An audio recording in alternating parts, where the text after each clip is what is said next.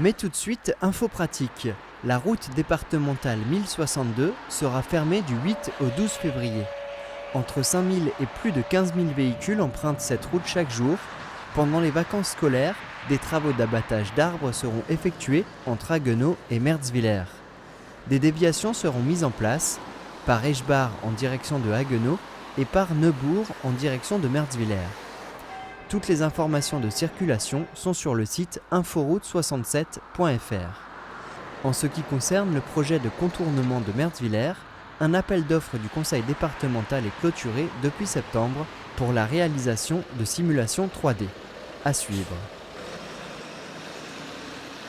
Vous souhaitez participer à la réflexion sur le nouveau nom de notre région Alsace-Champagne-Ardenne-Lorraine? C'est possible. Depuis le 1er février, le Conseil régional a lancé un appel à candidature citoyenne. Un comité de réflexion et d'accompagnement représenté par des experts, des élus de la région Alsace-Champagne-Ardenne-Lorraine et des médias vont proposer un certain nombre de dénominations. À leur côté, 15 citoyens pourront participer à cette réflexion. 3 séances de travail se dérouleront entre fin février et mi-mars à Châlons-en-Champagne, Strasbourg et Metz. Le comité a pour mission de proposer 3 dénominations qui seront par la suite soumises à consultation citoyenne. Ce projet vous intéresse? Alors si vous avez plus de 15 ans et résidez dans la région Alsace-Champagne-Ardenne-Lorraine, vous avez jusqu'au 9 février minuit pour déposer votre candidature sur le www.alsace-champagne-ardenne-lorraine.eu/notre nouvelle région.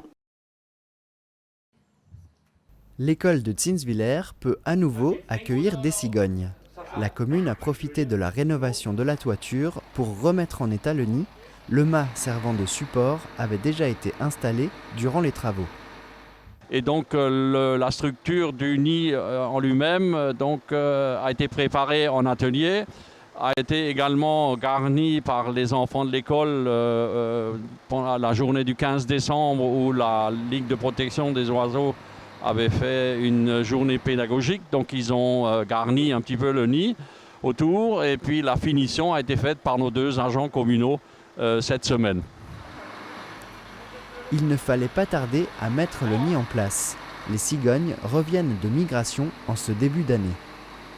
En règle générale, les premières cigognes arrivent vers le 15 février. Perchés à 22 mètres de hauteur, les ouvriers n'avaient pas le vertige. Ils ont pu accomplir leurs tâches en toute sécurité grâce à une grue et une nacelle. Les cigognes finiront le travail pour aménager le nid à leur convenance. La date de la crémaillère n'est pas encore connue.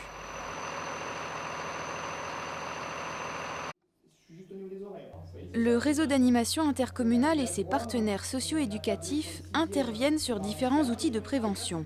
Cette année, c'est au tour des dangers des multimédias dont il est question.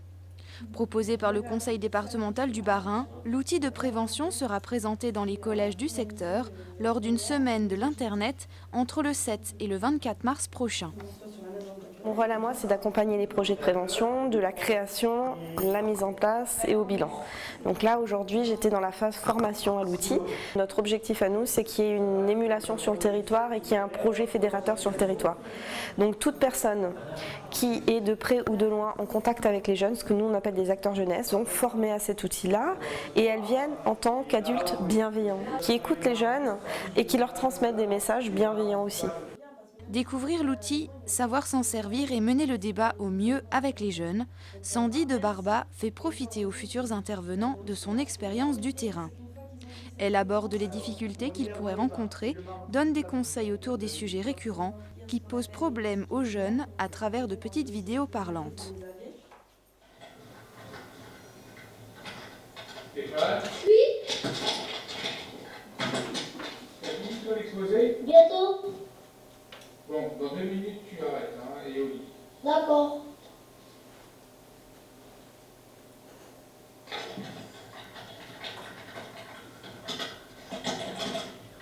Tu as entendu ce que j'ai dit?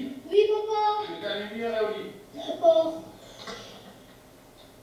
C'est un support qui va nous servir à intervenir dans les collèges auprès des classes de 6e, donc tout dépend des établissements scolaires, c'est les principaux qui choisissent.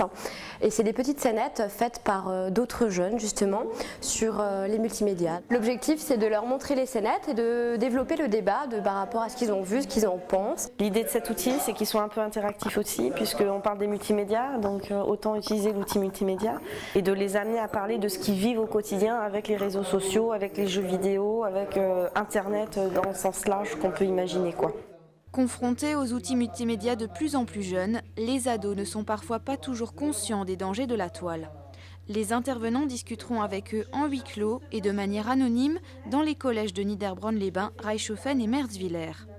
Ils seront amenés par la suite à faire un bilan des interventions avec le conseil départemental du Bas-Rhin pour remonter les attentes particulières émanant du territoire. Le tennis de table réunit les adeptes du secteur pour le 28e tournoi intersociété. Le club de Gundershofen, Pongiste 79, organisait l'événement le 31 janvier, mais les membres ne prenaient pas part à la compétition. Tous les joueurs sont non licenciés. C'est une obligation, et c'est des joueurs des alentours. Et les plus loin viennent d'Aubernay. Parmi eux, Léa, elle joue depuis 3 ans et a fini 2e l'an passé. Cette année, elle démarre bien. J'en ai fait 2 et j'en ai gagné 2. Les 38 équipes s'affrontaient en 2 sets de 11 points dans différentes poules. Et chaque équipe joue contre l'autre. Et après, donc il y a un classement. Les 2 premières équipes jouent dans le tableau du haut et les 2 autres jouent dans le tableau du bas. Et il y a un classement de 1 à 40. Et puis il y a de nombreux prix pour les équipes, pour la personne la plus âgée, pour la personne la plus jeune. La personne la plus âgée a 84 ans, il s'agit de Bernard Immelé, et l'équipe la plus jeune est composée de Léa et Loïc Kipfel, 11 et 13 ans. L'équipe Siemens remporte cette édition et le tournoi individuel est remporté par Fabienne Kipfel.